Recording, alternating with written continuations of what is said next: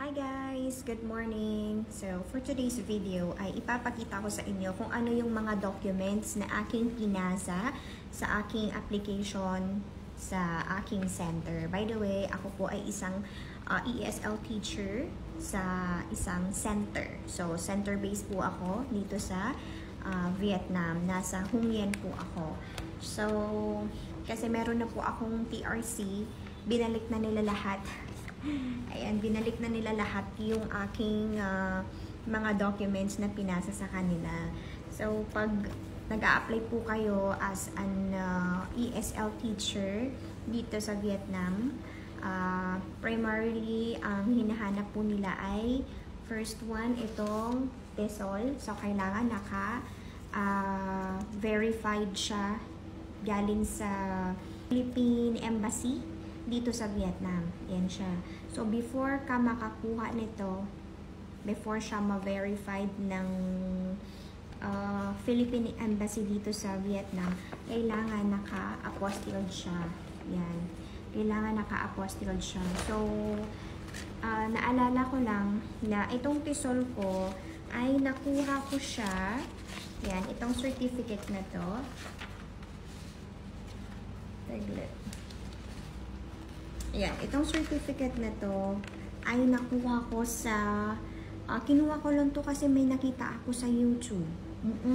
So, abangan nyo sa aking mga next video. Ipapakita ko kung saan ko ito nakuha. Tsaka, not more than 500 lang yung aking nabayaran. Tapos, makukuha mo itong digital certificate. Ayan. So, para ma-apostle mo ito, ang ginawa ko noon is i-print mo yung binigay na digital certificate, gaya nito. Tapos, gumawa ka ng affidavit. Itong affidavit na to, na-search ko lang din, ginawa ko lang siya, at okay naman. Ayan, ito siya, gaya nito. Ginawa ko siya sa International Open Academy. Yan, ito nga pala yung pangalan ng ng pinagkuhanan ko ng TESOL certificate. So, kuhanan ko lang siya ng affidavit sa lawyer, or tawag nito, ipanotarize. Yes, ipanotarize mo siya sa lawyer. Yan. Pagkatapos, i-attach mo yung certificate. Yan siya. I-attach mo lang siya. So, after that, pag nakuha mo na yung yung napanotarize mo, pupunta ka sa ipapakana mo siya, or tinatawag na Certificate of Authority for Notarial Act. Yan, hahanap ka ng Supreme Court na malapit sa inyo. So, dapat within the city. For example, kung kinuha mo siya doon sa bayan nyo, doon din mismo sa bayan nyo mismo na Supreme Court ka, kukuha ng kana. So, pag kukuha ka ng kana, ang hahanapin nila is yung copy na napanotarize mo na together with your certificate. Yan, ito. Ito, yung notaryo, tapos itong certificate. So, parang tag 3 copies yung na-prepare ko nito. So, after that, makukuha mo na siya. So, may kana ka na. Ayan, ito na yung example pag matatapos mo na yung kana. Doon ka pa makakapag-proceed para mapa-apostille mo siya. Ayan. Nakalimutan ko na kung magkano yung bayad ko dito sa ating pa-apostille. So, before ako pumunta dito ng Vietnam, ay pina-apostille ko na lahat. So, isa pa lang to ha, TESOL. In-explain ko lang kung paano ko siya nakuha. Tapos, pagdating ko dito, nag-ask na lang ako sa aking employer na sila na lang ang magpa-authenticate. Sila ang magpa-authenticate nito sa Philippine Embassy dito sa Vietnam. Ayan siya. Buti na lang mabait yung aking employer. Sila yung kasi mahal sa Pinas. Ayan siya. So, first, TESOL. Second one, ito yung, ito? Ito yung CAV. Yung CAV, yung kinukuha mo yung grades mo sa college. So, kailangan meron kang, ano nga tawag dito? Ito siya yung parang galing sa school. Magkukuha ka ng certificate. Pagkatapos, i-attach mo yung transcript of record. Tapos, photocopy ng iyong diploma. So, pagkatapos niyan is, parang hindi mo na ata ito siya ipapakana, pero kailangan mo siyang apostilled. Lahat ng required na documents dito sa Vietnam ay apostilled lahat. Yan. After ko na apostilled, so, ayan na, as I said,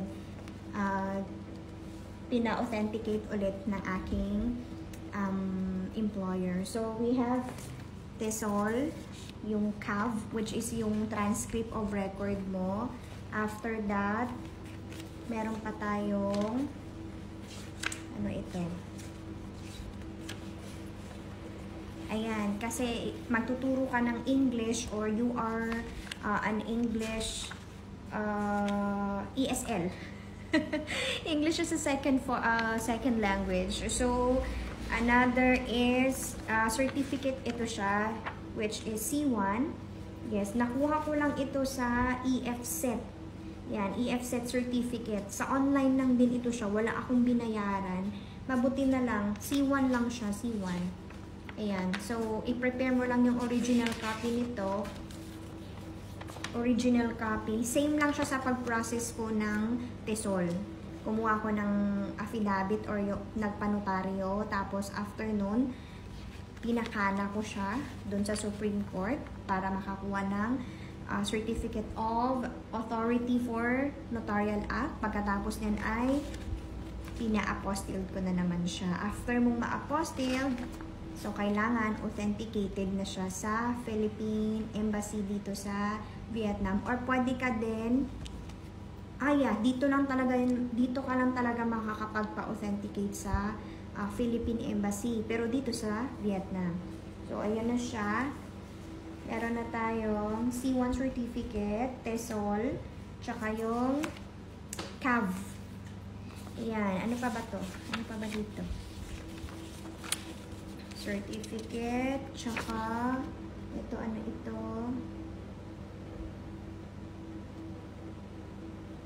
Yung BFA. Pinaano lang nila, certification pa rin galing sa Philippine Embassy dito sa Vietnam. Certification siya na yung aking passport yun ay na-process. So, ayan siya. And then, huwag nating kalimutan ang ating diploma. Tapos, meron pa ditong dalawa. Ina-apostilled ko lang ang aking police clearance, national police clearance, at ang aking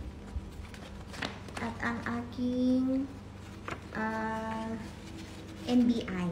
Ayan siya, at ang aking NBI. So, ang police clearance at NBI ay no need na siyang ipa-authenticate. So, yung kailangan lang pala na i-authenticate is yung CAV, yung TESOL, tsaka yung C1 certificate. Mas maganda kung C2, kaso lang C1 lang yung makakaya ko. Ayan siya. So, I am very happy kasi noon, visa pa lang yung hinahawakan ko just to stay here. So, nire-renew lang siya. And for today, I am very happy kasi meron na po ako. Ayan, tada! May TRC na ako. So, valid for 2 years. At marami palang advantage ang pagkakaroon ng TRC kasi hindi ka na mahihirapang umalis at lumabas ng bansa kung gusto mo magbakasyon kasi may TRC ka na.